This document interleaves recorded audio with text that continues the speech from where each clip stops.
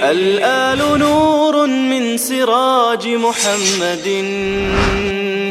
والصحب نثر يديه بالأطياب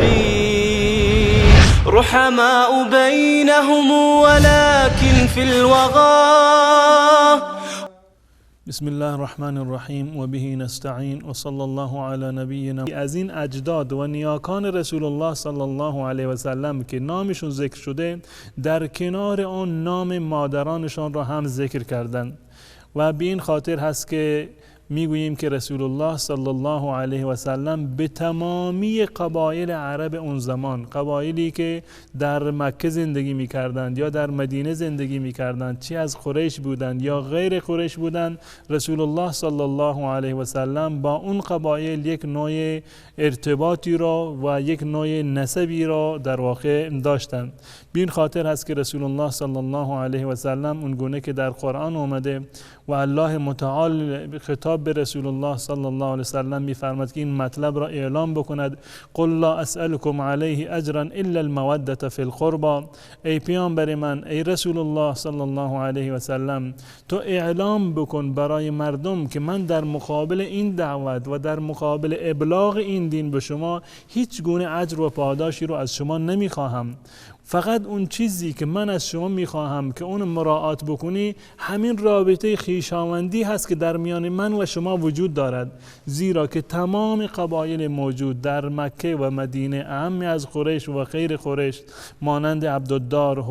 هذیل و ثقیف، بنی سلیم، خزاعه، قزاعه و اوس، خزرج، ازود، بنی مخزوم، بنی نجار، مدحج، تیم و بسیاری دیگر از قبایل دیگری که وجود داشتند، حتما یکی از این جده ها و در واقع مادر بزرگهای رسول الله صلی الله علیه و سلم به این قبایل وصل می شد. به این خاطر هست راز این که رسول الله صلی الله علیه و سلم به تمام عرب اون زمان اعلام می کرد که من از شما مزد و پاداشی نمی خواهم بجز این که شما رابطه خویشاوندی را که من با شما دارم اون مراعات بکنید و حفظ بکنید. در اینجا هست که رسول الله صلی الله علیه و سلم با تمام این قبایل و قبیله هایی که وجود داشتند در جزیره العرب، با تمام این قبایل یک نوع اتصالی را داشتند و نسبشون به این قبایل میرسید.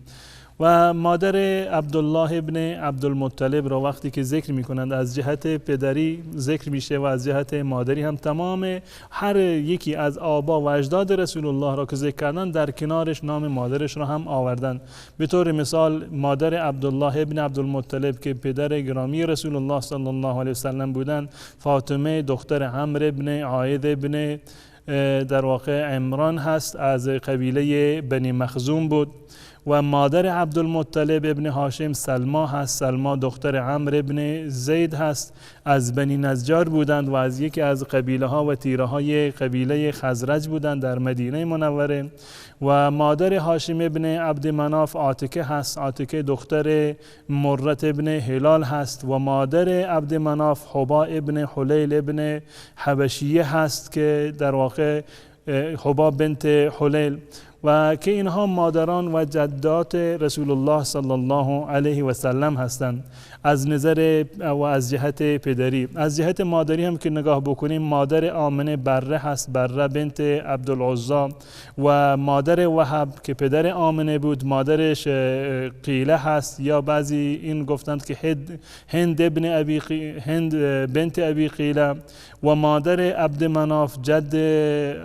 جد آمنه جمل بنت مالک هست. تمام این موارد رو در واقع علما ذکر کردند و با ذکر این مطالب و با شناخت این مطالب هست که ما به این راز پی میبریم که رسول الله صلی الله علیه و سلم در میان تمام قبایل عرب یک رشته‌ای رو داشتند و یک نقطه اتصالی رو با این قبایل داشتند. اما برمیگردیم به موضوع این جلسه و این برنامه‌مون که خویشاوندان رضایی رسول الله صلی الله علیه و سلم هستند. قبل از هر چیزی مادران رضایی رسول الله صلی الله علیه و سلم، رضاعت به معنی شیرخوارگی هست، یعنی این که دو نفر مثلا از یک زنی شیر بخورند، این دو نفر با هم دیگر میشوند برادر یک دیگر میشوند. همون گونه که برادران نسبی و برادران و خواهران نسبی یا فرزند و مادران نسبی با همدیگر ارتباط دارند و محرمیتی در میان اونها در واقع رواج دارد و ثابت می شود، در میان خویشاوندان رضاعی عین همون محرمت و اون خویشاوندی ثابت هست از نظر شرعی. پس بنابراین به جا هست که بر بگردیم نگاه بکنیم که رسول الله صلی الله علیه و سلم در این زمینه چه خویشاوندانی را داشتند. مادران رضاعی رسول الله صلی الله علیه و سلم، اولین زنی که به رسول خدا صلی الله علیه و سلم شیر دادند ثویبه بود، کنیز ابو لهب. ثویبه هست. این نام بسیار جالبی هست که برای اون بخش از مادرانمون، اون دسته از عزیزان، خواهران و مادرانی که دنبال نام مناسب میگردند برای دخترانشون و میخوان نام تازه و جدیدی باشد، این نام ثویبه با ثای 3 نقطه ثویبه یک نام بسیار مناسبی هست که در بسیاری از جوامع مسلمانان این نام فراموش شده و نامی رو و به این گونه دختران نامگذاری نمیشوند. این ثویبه مادر رضاعی رسول الله صلی الله علیه و سلم هست و کنیز ابو لهب بود و تا زمانی که رسول الله صلی الله علیه و سلم یعنی در حیات بودند، این مادرشون ثویبه، رسول الله صلی الله علیه و سلم به ایشان یعنی صله رحم می‌کردند، به ایشان احترام می‌گذاشتند و هدیه می‌دادند. همچنین همسر رسول الله صلی الله علیه و سلم حضرت خدیجه رضی الله تعالی عنها به ایشان و یعنی به حضرت ثویبه در واقع احترام میگذاشتند و هدایایی را میفرستادند و این ثویبه همون گونه که قبلا عرض کردم کنیز ابو لهب بود و مادر رضاعی حضرت حمزه و ابو سلمة ابن عبدالاسد هم هست. این اولین مادر رضاعی رسول الله صلی الله علیه و سلم هست و مادر دیگر رضاعی رسول الله صلی الله علیه و سلم حلیمه هست که انشاءالله بعد از مشاهده کردن یک میان برنامه کوتاه مطالبی رو درباره حلیمه سعدیه برای خدمت شما بیان خواهم کرد.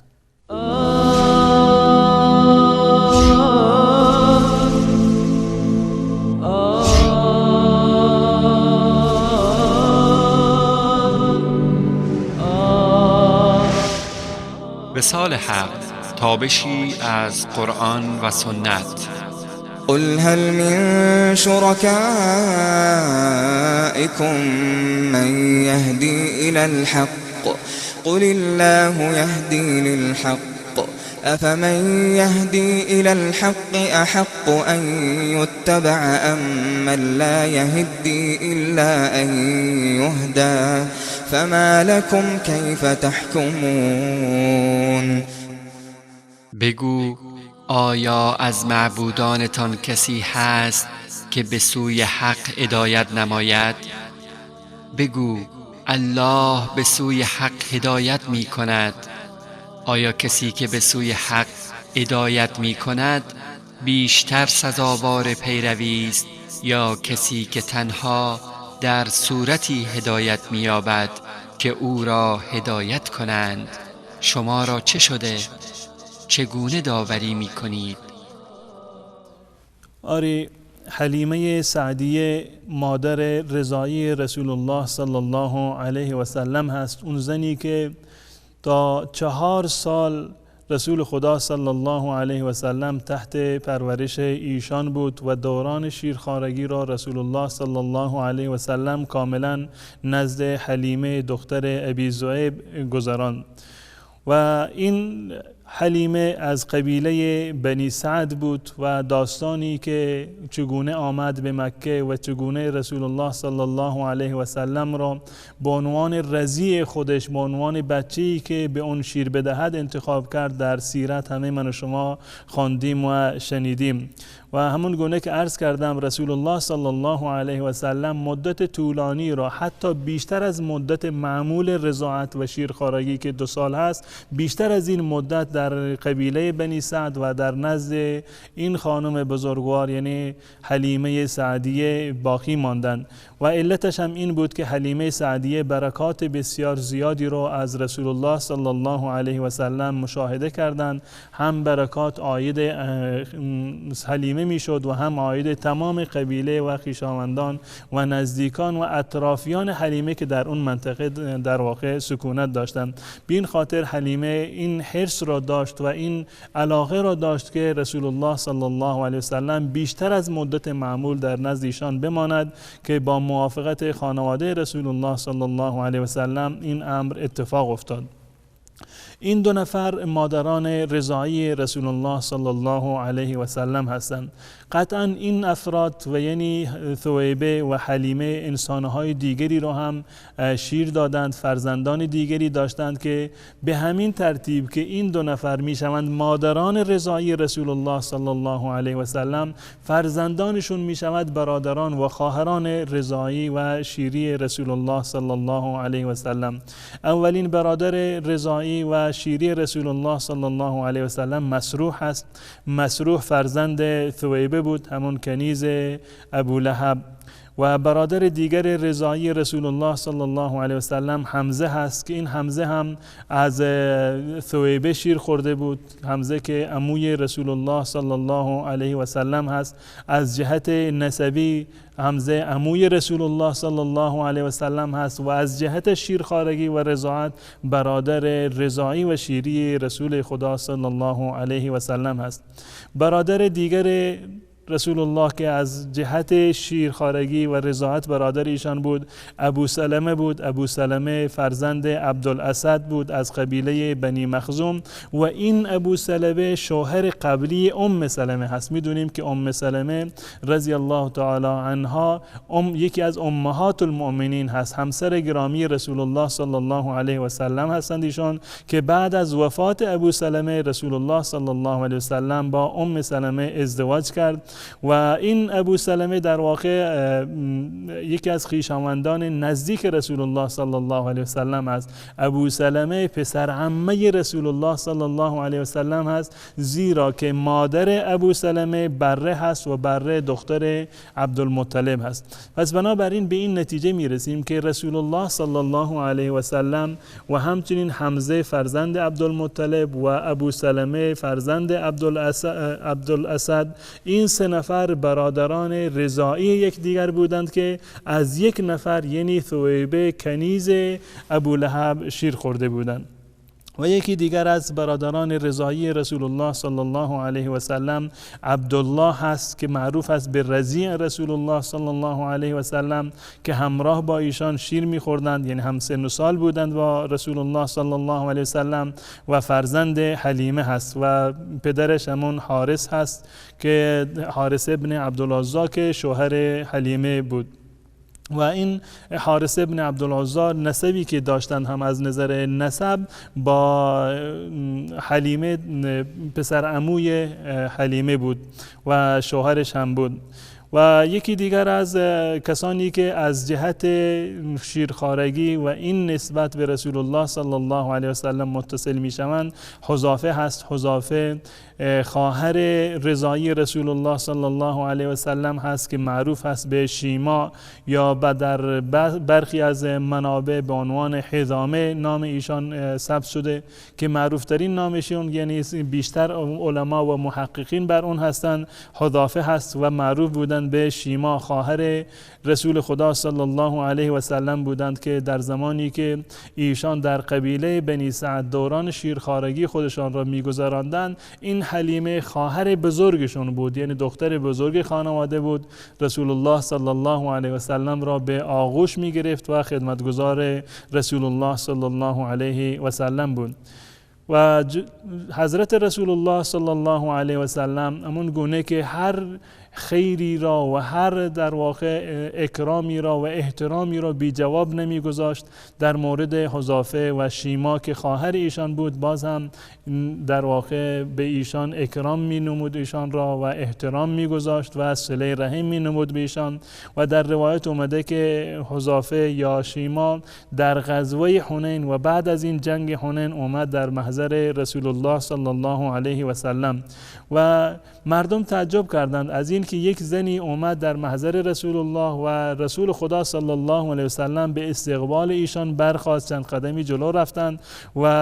دست ایشان را گرفتند و ردای خودشون را، چادری را که رسول الله صلی الله علیه و سلم در یعنی همراه داشتند، این چادر را پهن کردند و این زن را، حذافه را که در واقع خواهر رضایی ایشان بود، بر اون چادر نشاندند و حذافه و شیما از رسول خدا صلی الله علیه و سلم هم نقل روایت کردند و احادیثی رو از ایشان بیان کردند. اینها خلاصه ای بود از خویشاوندان رضایی رسول الله صلی الله علیه و سلم. و پدر رضایی رسول خدا صلی الله علیه و سلم حارث هست، حارث ابن عبدالعزی ابن رفاعه ابن ملان که شوهر در واقع حلیمه سعدیه بود. اینها مجموعی هستند از خویشاوندان نزدیک رسول الله صلی الله علیه و سلم از جهت شیرخوارگی، پدر رسول الله، مادران رسول الله، مادران رضایی رسول الله صلی الله علیه و سلم و همچنین برادران و خواهران رضایی رسول خدا صلی الله علیه و سلم. یک نکته ای که جالب هست در ذکر مادران رسول الله صلی الله علیه و سلم این هست که بسیاری از جده های رسول الله و مادر بزرگهای رسول الله صلی الله علیه و سلم اسمشون فاطمه هست و این افراد را در تاریخ و این سیره نگاران و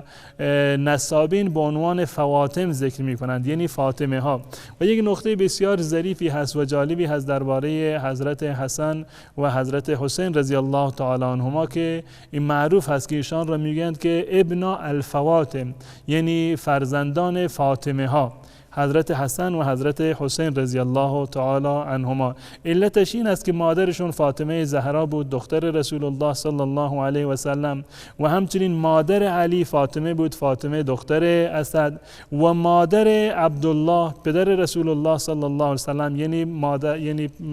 در واقع جدهشون از جانب رسول الله صلی الله علیه و سلم این هم عبدالله بود،